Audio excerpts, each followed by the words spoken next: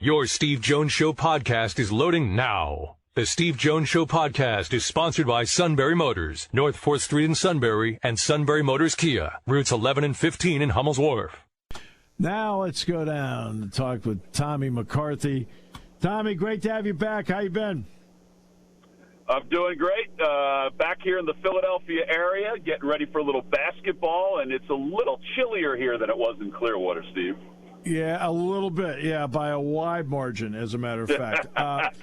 Wide margin.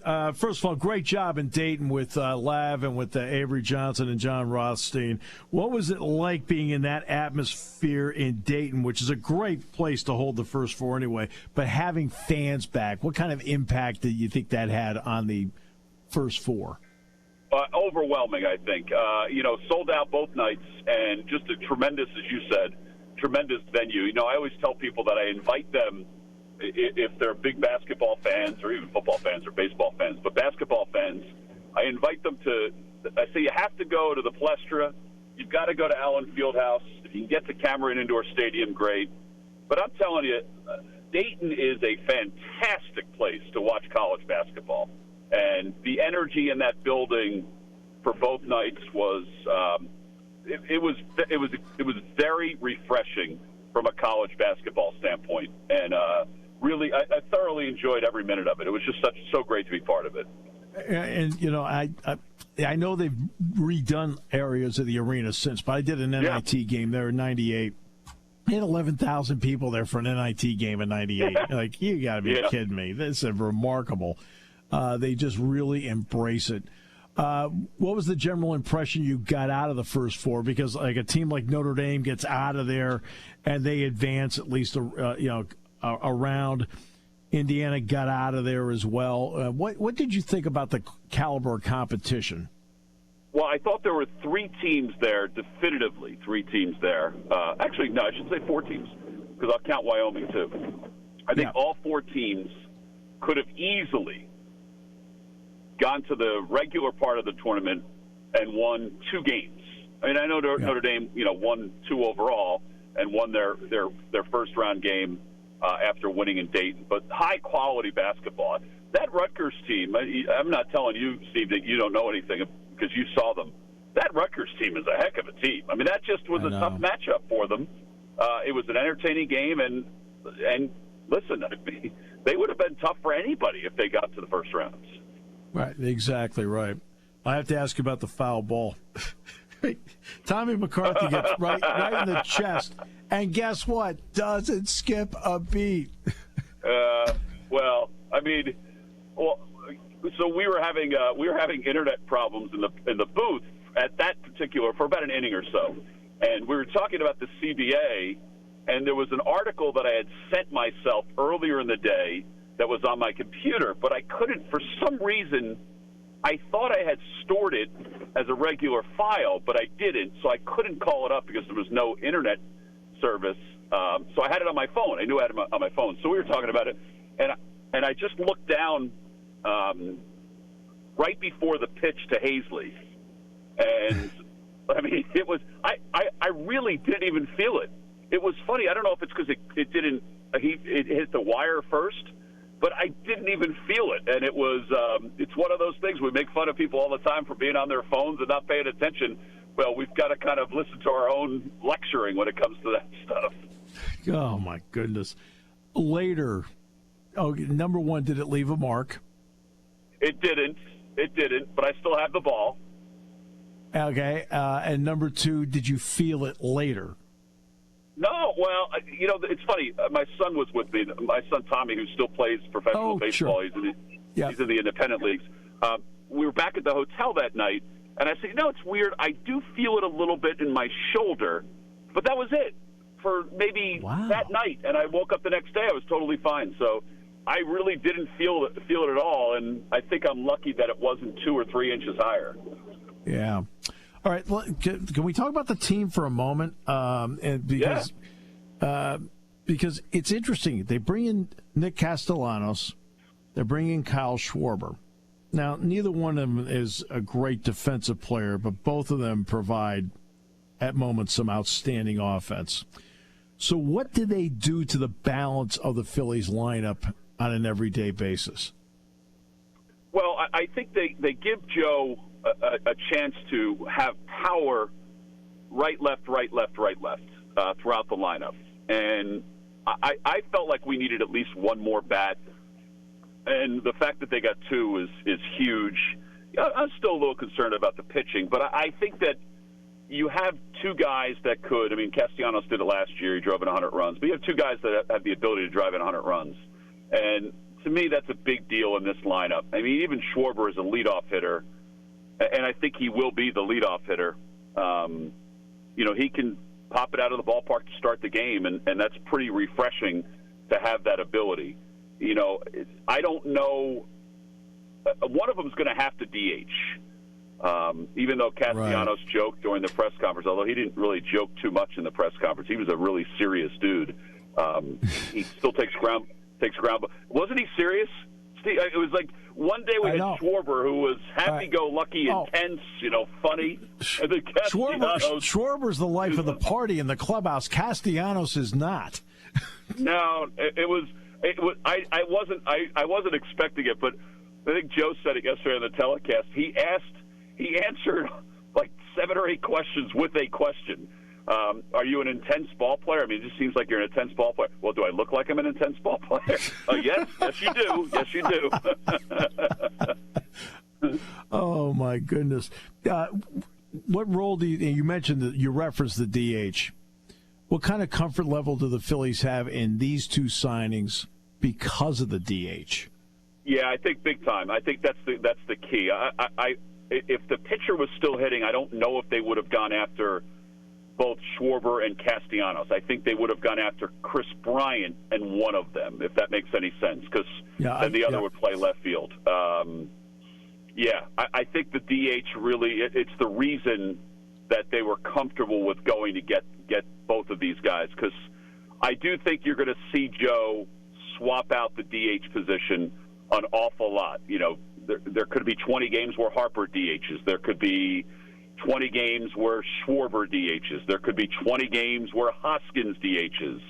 That type of thing. And I think he's going to use it to get guys off their feet to a certain extent. But I think Castellanos will do it more often than that, but I think that they'll swap it back and forth. All right. So what's your feeling about it? You had the 2020 season had the DH. It was one of those necessary situations. Last season did not. Everyone knew it was coming. Is it an adjustment for you as a fan of baseball, or were you in favor of it anyway? I was never in favor of it until I felt last year pitchers just weren't, I don't want to say weren't trying, but really weren't trying. So to me, I sort of gave in. I'm a big believer in and I'm not one of those guys that says that baseball needs to be played the way it was played in the 70s and 80s, but I was a big believer that the National League and the American League should be different when it came to the DH. I would have preferred the pitcher hitting. But last year I think I kind of wavered a little bit, because the only guy that really put together any kind of justifiable at-bats for the Phillies was Zach Wheeler and Aaron Nola. Everybody else just kind of went through the motions. So I was like, you know what, if they're not going to try, let's get somebody else in there that's going to put some numbers up there. So I am okay with it. Best case scenario would be that the pitcher hit, but I think our game, I need to evolve with our game. That's one of the goals I even had for myself this year, was to start evolving more with the game and embracing the greatness of the game and not being as critical of the game as maybe my mind had me being over the last several years. Very fair. Very fair. What does this shortened spring training mean to ramping up pitchers where they're fully stretched out to actually give what you would perceive to be, for that particular individual, a normal outing? That's a really good question. I think the one part of the game that still does bother me and would allow me, I would like to get on my soapbox a little bit, is I don't think starters go deep enough into games. I agree. And I think that's what's cost our game to a certain extent. So I'm hoping that the DH will allow guys to go deeper into games. Agreed. And I also think that we as an organization may be trying to figure out how to build up more durability in the lower levels to have guys ready to go deeper into games at the higher levels. I've got to now ask you about being in Philadelphia for basketball. That is one of the more intriguing brackets across the board, because just so everybody knows, the attendance for the last St. Peter's game at home was 577. Was 577. Exactly right. Yeah. Okay. So let's not pretend, they sell out every game and there's this wave of emotion. Right. There's a lot of people they're going to all of a sudden bring 10,000 people with them. Right. There's a lot of people at sprained ankles jumping on that bandwagon in the last 10 days. Right, exactly. Yeah, my family, my brothers and my other family being part of that, because I was born in Jersey City. My dad went to St. Peter's games when he was younger. You know, it was less than a mile from his house where he grew up, all this stuff. I still have a ton of family up there, and my brother posted something on social media about JC in the house, Jersey City in the house, and I said, you cannot jump on this bandwagon right now. but I think it's cool. You know, I talked to Shaheen. We talked to Shaheen Holloway today for our pregame show, and really humbled and, you know, understands the magnitude because he played in the NCAA tournament. It's a great story. I don't think another chapter is going to be written against Purdue. I mean, you know how good Purdue is. Yeah. Although I did North Texas Purdue last year. And North Texas won. And Matt Painter reminded me of that today. North Texas won. So who knows? Who knows? Who knows? Yet the other half of the bracket's fun. So, I mean, that's what makes this intriguing. The other half of the bracket, one has David Goliath. The other bracket, half of the bracket, is really intriguing. It's intriguing because of the lineage, the history. Yes. But I also think the styles, if everybody's healthy. North Carolina's playing at a high level right now. The Manic kid, the transfer from Oklahoma's been in a different world shooting the basketball. Yeah. You know, Jaime Jaquez, whether he's healthy or not, that's a big deal for UCLA. That's going to be a big deal. His ankle, I was at practice today. He did do a little bit. He didn't do a whole lot. It's going to be a really cool matchup. I wish it wasn't at 9:40 at night. I wish it was earlier for everybody to get a chance to watch. You know, I know it's Friday night, so people are up a little later. But I think it's one of the better games to kick off Sweet 16. I know there's games tonight, but I think it's one of the better games, theater-wise, that the NCAA has left. When you talk to Hubert Davis, he does not play the way that Roy Williams played. He had to incorporate a new style. How long did it feel to him that it took for his team to adapt to how he wanted to play the game as opposed to the way Roy played it forever? Great question. The last month, he said, they've adapted and have come together. You know, coaches, this year I think I've heard this more than any other year, connectivity. He feels like they're connected. You know, they have the two transfers. He said it took them time to get used to Carolina basketball. He has the freshmen that are playing, but he said it took time for those freshmen to get used to it. They had high expectations. They were ranked 19th preseason, and then they faltered. Yeah. And they were a bubble team for a good part of the year. But I think the last month, he said today, he feels like they are connected more and more. And he admitted that he doesn't play the same style that Roy Williams played, even though he was on Roy's coaching staff. But he said he's adapted to the players. That's why, more than anything else.